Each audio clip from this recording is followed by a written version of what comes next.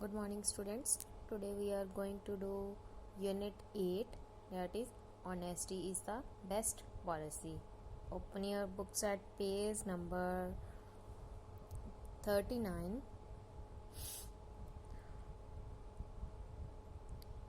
Honesty क्या होता है? Honesty होता है ईमानदारी. ठीक है, ईमानदारी कुछ बच्चों को पंजाबी में नहीं पता होगा, उनको बता रही. ईमानदारी होता है कि हमेशा सच बोलना, अपनी गलती को मान लेना, जो भी सच है वही बताना. ठीक है, कभी किसी के साथ चीटिंग नहीं करना. ये सारी चीज़ें क्या होती हैं? ऑनेस्टी मतलब ईमानदारी. सच्चे इंसान जो होते हैं ना, उनको कहते हैं ऑनेस्ट पर्सन. ठीक है, ऑनेस्टी होता है ईमानदारी.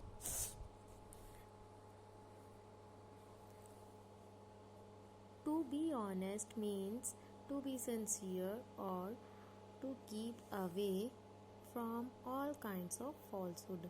और कहते हैं ऑनेस्ट होने का मतलब ये होता है कि हमेशा जो भी गलत चीज़ें हैं उन सब से दूर रहना. ठीक है, और जो भी पर्सन कहते हैं ऑनेस्ट होता है वो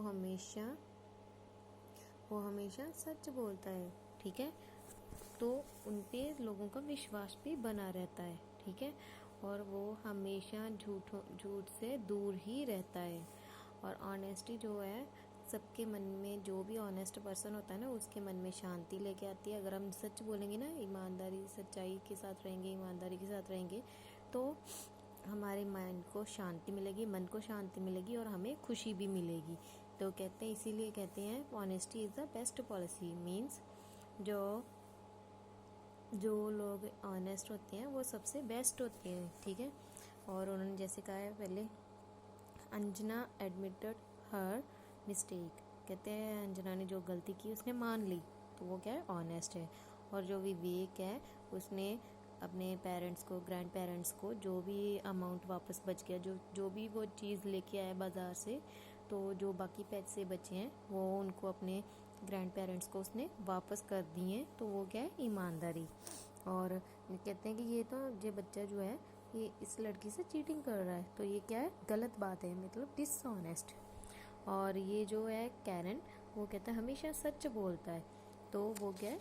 ऑनेस्ट. और अब एक छोटी सी स्टोरी है.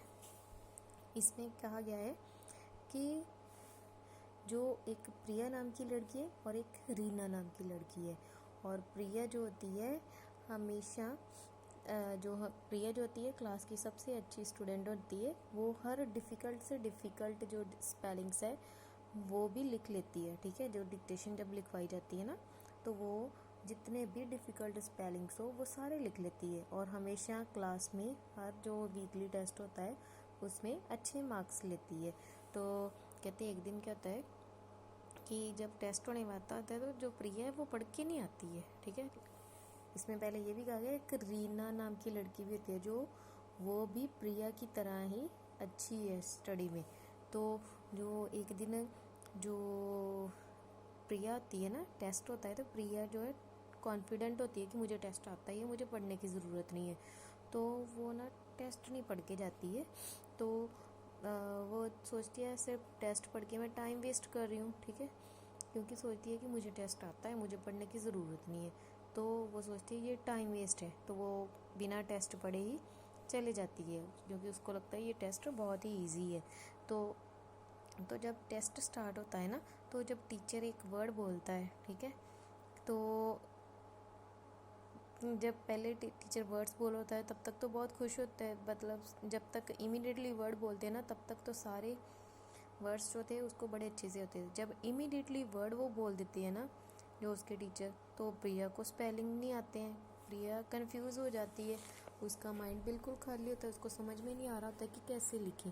तो प्रिया जो है ना, वो क्या करती है, वो ना रीना से देखने की कोशिश करती है. तो वो ना चोरी चोरी ना बैठे बैठे रीना से कॉपी कर लेती है वो स्पेलिंग्स. ठीक है, और कॉपी करने के बाद ना वो ना बड़ी टेंशन में हो जाती है प्रिया. उसको ना बड़ी टेंशन हो जाती है कि मैं तो ऐसे क्योंकि उसने ना चीटिंग की होती है, फर्स्ट टाइम लाइफ में चीटिंग की होती है. उससे पहले उसने कभी चीटिंग नहीं की होती है प्रिया ने. तो लेकिन इसलिए वो बड़ी टेंशन में होती है. तो कहती क्या ये ठीक रास्ता है कि मैं अपना जो रिकॉर्ड है बनाई रखूँ, क्योंकि हर साल वही मतलब हमेशा जो भी उसका टेस्ट होता है, हर वीकली टेस्ट होता है, तो उसमें वही मतलब फ़र्स्ट आती है। तो वो सोचती क्या अगर मैं हर बार की तरह इस बार भी अगर फ़र्स्ट आ गई तो क्या चीटिंग करके फ़र्स्ट आऊँगी, तो वो उसको ना टेंशन जी हो जाती है। तो कहती है इसका क्या फ़ायदा होगा, जो मार्क्स मैंने ले भी लिए तो इसका मुझे कोई फ़ायदा तो नहीं है ना, क्योंकि मैंने चीटिंग करके लिए हुए हैं। तो वो क्या करती है, जो वर्ड लिखा होता है ना चीटिंग करके, इमीडिएटली उसको रब कर देती है। और रब करके टीचर जो है जब टेस्ट ख़त्म हो जाता है तो टीचर को पेपर दे देती है। और फिर वो मतलब उसके फेस पे स्माइल आ जाती है, उसके मन में शांति आ जाती है। ठीक है, उसको उसको मतलब अच्छा लगता है कि मैंने चीटिंग किए बिना ही टेस्ट किया है। ठीक है, तो ये कहती है तो वो सोचती है कि एक नंबर ही तो है, एक मार्क्स कम आ जाएगा। तो कहती है इससे एक मेरा नंबर ही एक मेरा नंबर ही कम आएगा मेरे, लेकिन जो ऑनेस्टी है वो तो नहीं टूटेगी। ठीक है, तो वो भी जो लड़की है ना वो सोचती है कि नंबर चाहे एक कम आ जाए, कम नंबर चाहे हमारे कम आ जाए, लेकिन हमें कभी भी चीटिंग नहीं करनी चाहिए। ठीक है, आप लोग भी बेटा ध्यान रखना, चाहे नंबर आपके कम आ जाए, आपको मेहनत करनी चाहिए। जो भी टेस्ट मिलता है जैसे भी है सब कुछ करना चाहिए, अपने पेरेंट्स की बात सुननी चाहिए। लेकिन आप चाहे आपके 10 नंबर कम आ जाए, 20 कम आ जाए, 30 कम आ जाए आउट ऑफ 80 100 जितने भी हैं। ठीक है, तो लेकिन आपने चीटिंग नहीं करनी है। चाहे जितने मर्जी क्वेश्चन जितने भी आते हैं उतनों को आंसर्स लिख दो, क्योंकि ऐसा तो नहीं होता ना कि आपको बिल्कुल भी पेपर नहीं आता है। बिल्कुल भी पेपर तो उनको बच्चों को नहीं आता है जो बिल्कुल भी नहीं पढ़ते। तो जो हार्ड वर्किंग बच्चे होते हैं वो कुछ ना कुछ ज़रूर लर्न करते हैं। तो आपको जितना भी आता है ईमानदारी से उतना ही करो। ठीक है, चीटिंग नहीं करनी है। Thank you all of you.